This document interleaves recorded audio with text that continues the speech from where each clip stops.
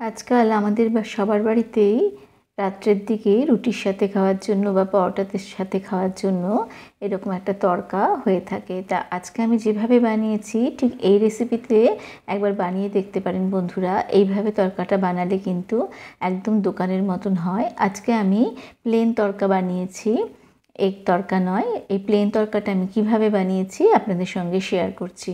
আমি প্রায় ৫-৬ ঘন্টা এই মুগ কড়াইটা এবং তার সাথে ছোলার ডাল ভিজিয়ে রেখেছিলাম। এখানে আমি ১ কাপ মুগ কড়াই নিয়েছি এবং তার সাথে 1/4 কাপ ছোলার ডাল নিয়ে ভিজিয়েছিলাম। এবার দেখুন সমস্ত কিছুই আমি এবার একটা কুকারে দিয়ে সেদ্ধ করে নেব এবং সেদ্ধ করার জন্য কি কি ব্যবহার করছি সেটা দেখে নিন। ছোলার ডালটাও খুব ভালো করে ধুয়েই রাখা ছিল, যার জন্য আর ধুলাম না। এবং এর মধ্যে দিয়ে দিচ্ছি ৪-৫টা ছোটো এলাচ এবং একটা স্টিকের মতন দারচিনি ব্যবহার করেছি এবং পরিমাণ মতো নুন দিয়ে তাতে 1/2 চামচ মতন কাশ্মীরি রেড চিলি পাউডার দিয়ে এবং তাতে যতটা আমি ডাল ব্যবহার করেছি সমস্ত ডালটা যাতে ডুবে যায় এই পরিমাণে আমি জল ব্যবহার করছি। দিয়ে এটাতে আমি এখন সেদ্ধ করে নেব। এবার দেখুন যে কতখানি সেদ্ধ করতে হবে সেই মাপটাও আমি আপনাদের সঙ্গে শেয়ার করছি। এটা আমি ঢাকা দেওয়ার পরে গ্যাসে বসিয়ে গ্যাসের ফ্লেমটাকে লোতে রেখে একটা সিটি পড়া অবধি আমি এটাকে রান্না করে নেব। তাতেই দেখবেন ডাল এবং তড়কার ডাল দুটোই কিন্তু খুব সুন্দরভাবে সেদ্ধ হয়ে গেছে। যতক্ষণ ওটা সেদ্ধ হচ্ছে এদিকে মশলা রেডি করে নিয়েছি। পেঁয়াজ কুচিয়ে নিয়েছি, একটা বড় পেঁয়াজ, ৬-৭ কোয়া বড় রসুন, আদা কুচি, লঙ্কা কুচি এবং টমেটো কুচি রেডি করে নিয়েছি।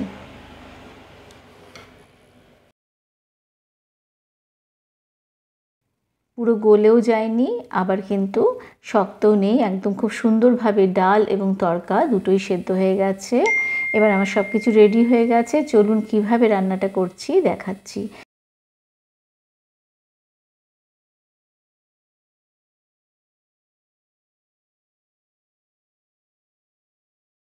প্রথমে দিয়ে দিতে হবে আদা কুচি, তারপরে দিয়ে দিচ্ছি এখানে রসুন কুচি, দিয়ে আদা কুচি এবং রসুন কুচি কিছুক্ষণ ভেজে নিচ্ছি।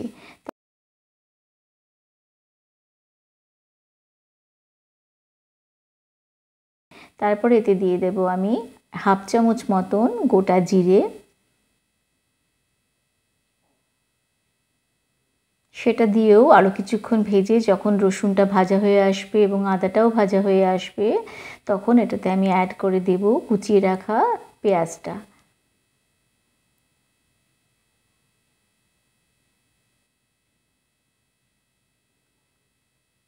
পেঁয়াজটা দিয়েও বেশ কিছুক্ষণ ভেজে নিচ্ছি। পেঁয়াজটা দেওয়ার পরে এতে আমি অ্যাড করে দেব মশলার আন্দাজে কিছুটা নুন। সবসময় একটা আন্দাজ করে নুনটা ব্যবহার করতে হবে। এখানে মশলার আন্দাজে আমি নুন দিয়ে দিচ্ছি। দিয়ে দিলাম এখানে ঝাল ঝাল কয়েকটা লঙ্কা কুচিয়ে রেখেছিলাম, সেটাও দিয়ে দিচ্ছি। এই তড়কা কিন্তু একটু ঝাল না হলে ভালো লাগে না, ওই জন্য ঝালের পরিমাণটা কিন্তু একটু বেশি দিলে ভালো লাগবে তড়কাটা। এরপর আমি দিয়ে দিচ্ছি এতে কুচিয়ে রাখা টমেটো। পেঁয়াজটা খুব বেশি ভেজে নিয়ে নিই, তখনই কিন্তু এটা দিয়ে দিলাম টমেটো। টমেটোটাও যতক্ষণ না বেশি একটু গলা গলা নরম হয়ে আসছে ততক্ষণ ভেজে নিতে হবে।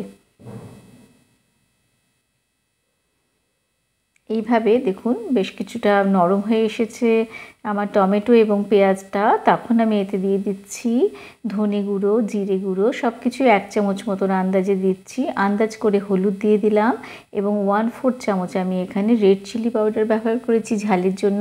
আপনি ইচ্ছা হলে এটা বেশি ব্যবহার করতে পারেন, কারণ যে কারা কীরকম ঝাল খান তারা তাদের নিজের আন্দাজ মতন এগুলো ব্যবহার করবেন। এরপর দিয়ে মশলাটা খুব ভালো করে ভেজে নিচ্ছি, কিন্তু খুব বেশি একদম যে তেল বেরিয়ে আসা অবধি ভাজবো তা না, মোটামুটি একটু ভেজে নেব মশলাটাকে। এই ভাজতে ভাজতেই আমি 1 চামচ মতন কসুরি মেথি একটু গুঁড়ো করে ক্রাশ করে এর মধ্যে দিয়ে দিলাম। দিয়ে আরও কিছুক্ষণ মশলাটাকে কষিয়ে নেব। এতে কিন্তু মশলাটার গন্ধটা দারুণ বেরোতে শুরু করে বন্ধুরা। একবার এইভাবে তড়কাটা বানিয়ে দেখবেন। দেখুন আমার মশলাটা বেশ ভালো মতন ভাজা হয়ে গেছে। এইরকম সময়ে সেদ্ধ করে রাখা ডালগুলো দিয়ে দিচ্ছি, দিয়ে মশলার সাথে ভালো করে মিশিয়ে দিতে হবে। এইভাবে মিশিয়ে দেবেন। তারপরে আমি কুকারটা ধুয়ে কুকার ধোয়া জলও এতে কিছুটা ব্যবহার করব, কারণ কি এটা এখন মশলার সাথে বেশ কিছুক্ষণ রান্না হবে, যাতে বেশি ঘন হয়ে না যায় সেই কারণে কিন্তু বেশ কিছুটা জল এতে আমি অ্যাড করে দিলাম। দিয়ে খুব ভালো করে সমস্ত ডালটার মধ্যে জল এবং মশলা যাতে ভালো করে মিশে যায় সেইভাবে নাড়াচাড়া করে দিয়ে বেশ কিছুক্ষণ এটাকে রান্না হতে দিতে হবে।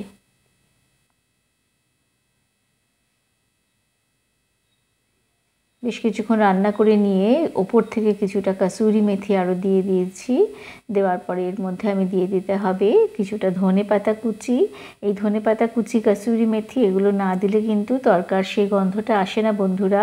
আপনারা ইচ্ছা হলে কিন্তু এই রান্নায় অবশ্যই ব্যবহার করতে পারেন। যদি আপনার বাড়িতে বেঁচে যাওয়া মাংসের ঝোল থাকে অথবা স্টক থাকে, সেই ঝোলটা আপনি এই তরকারিতে যদি ব্যবহার করেন বন্ধুরা, তাহলে কিন্তু সেটা একদমই দোকানের মতন একটা টেস্ট নিয়ে আসে। অনেক সময় আমাদের হয় যে কিছুটা চিকেন রয়ে গেল বা মাটনের ঝোল রয়ে গেল, সেটা কিন্তু এই তরকার ডালে অবশ্যই ব্যবহার করে দেখবেন বন্ধুরা, সেটা খেতে কিন্তু দারুণই একটা গন্ধ নিয়ে আসে এই তরকার ডালে। এবার দেখুন আমার রান্নাটা কমপ্লিট হয়ে এসছে। এরপর লাস্ট যে একটা ফোড়ন আমি এতে দেবো সেটা হচ্ছে ঘিতে। 1 চামচ ঘি নিয়ে নিয়েছি, তাতে 2 টুকরো শুকনো লঙ্কা দিয়ে দিলাম এবং তাতে আরও কিছুটা রসুন কুচি এবং আদা কুচি দিয়ে ভালো করে ভেজে নিচ্ছি। আমি যে মশলাগুলো কুচিয়ে রেখেছিলাম তার থেকে এখানে কিছুটা করে আলাদা করে রেখে দিয়েছিলাম। এবার সেটাও একটু লালচে লালচে করে ভেজে নিচ্ছি এবং এর মধ্যে দিয়ে দিলাম 1/4 চামচ রেড চিলি পাউডার দিয়ে বেশ ভালো করে এই মশলাগুলোকে ভেজে নিতে হবে। দিয়ে এটা তরকাটা আমি একটা পাত্রে ট্রান্সফার করে নিয়েছি। এটা এবার ওপর থেকে দেওয়া তরকা। এটা দেওয়ার পরে কিন্তু যেমন সুন্দর গন্ধ বেরোয় এবং দেখতেও কিন্তু তরকাটাকে দারুণ হয়ে যায় বন্ধুরা। অবশ্যই এইভাবে একবার তরকা বানিয়ে দেখুন, আশা করি আপনাদের ভালো লাগবে। ভালো লাগলে আপনাদের কাছ থেকে একটা সাবস্ক্রিপশন আশা করছি। এবার ওপর থেকে কিছুটা ধনেপাতা ছড়িয়ে দিয়ে সার্ভ করে দেখুন রাত্রির রুটি বা পরোটার সাথে। অবশ্যই সবাই কিন্তু আপনাকে বলবে যে ভীষণ ভালো হয়েছে।